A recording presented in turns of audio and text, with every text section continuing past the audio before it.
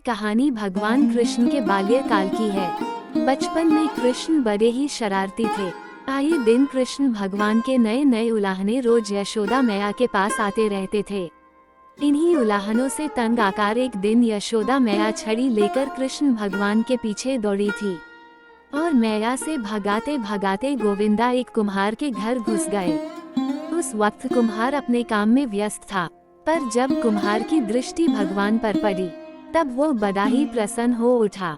कृष्ण बोले, कुम्हार जी मेरी मैया बहुत क्रोधित है और छड़ी लेकर मुझे ढूंढ रही है। कुछ समय के लिए मुझे कहीं छुपा लीजिए। कुम्हार भगवान श्री कृष्ण के अवतार स्वरूप से ज्ञात था। उसने तुरंत कृष्ण जी को एक बड़े से मिट्टी के घड़े के नीचे छुपा दिया। कुछ समय पश्चात जब यशोदा मैया ने वहां आकर पूछा, क्यों रे कुम्हार, क्या तूने मेरे कान्हा को देखा है? तो कुम्हार ने जवाब दिया, नहीं मैया, मैंने नहीं देखा। कुम्हार और यशोदा मैया के बीच हो रहा संवाद भगवान श्री कृष्ण गौर से सुन रहे थे।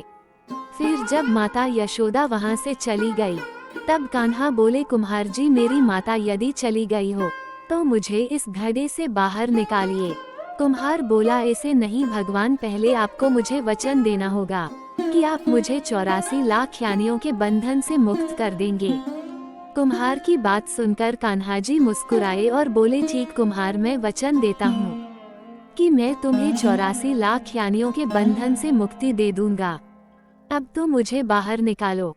कुम्हार बोला, मुझे अकेले को नहीं महाप्रभु, मरे पूरे परिवार को भी 84 लाख यानियों के बंधन से मुक्त करने का वचन दीजिए, तो ही मैं आपको घड़े से बाहर निकालूंगा।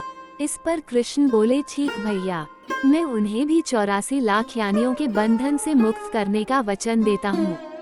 अब तो बाहर निकाल दो। अब कुम्हार बोला, बस प्रभु जी, एक विनती और है, उसे पूरा करने का वचन देते हैं तो मैं आपको घड़े से बाहर निकाल लूंगा। कृष्ण बोले, अब वह भी बता दो। कुम्हार ने कहा, हे प्रभु जी, जिस घड़े के नीचे आप छुपे हैं उस घड़े को बनाने के लिए लाई गई मिट्टी मेरे बैलों पर लाद कर लाई है। आप मेरे उन बैलों को भी 84 लाख यानियों के बंधन से मुक्त करने का वचन दीजिए। कृष्ण भगवान ने कुम्हार का प्राणी प्रेम देखकर उन बैलों को भी मोक्ष देने का वचन दिया। कान्हा बोले, लो तुम्हारी सभी इच्छाएं पूरी हो गई है, अब तो इस घड़े से मुझे बाहर निकल लो। इस बार कुम्हार बोला, अभी नहीं भगवान, बस एक अंतिम इच्छा शेष रह गई है और वो ये है कि जो भी जीव हम दोनों के बीच हुए इस संवाद को सुनेगा उसे भी आप इस जन्म और मृत्यु के चक्र से मुक्त कर देंगे। बस यह वचन भी दे दीजिए, तभी मैं आपको इस घड़े से बाहर निकालूंगा। कुम्हार की सच्ची प्रेम भावना देखकर कृष्ण भगवान अति प्रसन्न हुए और उन्होंने कुम्हार को तथास्तु कह दिया।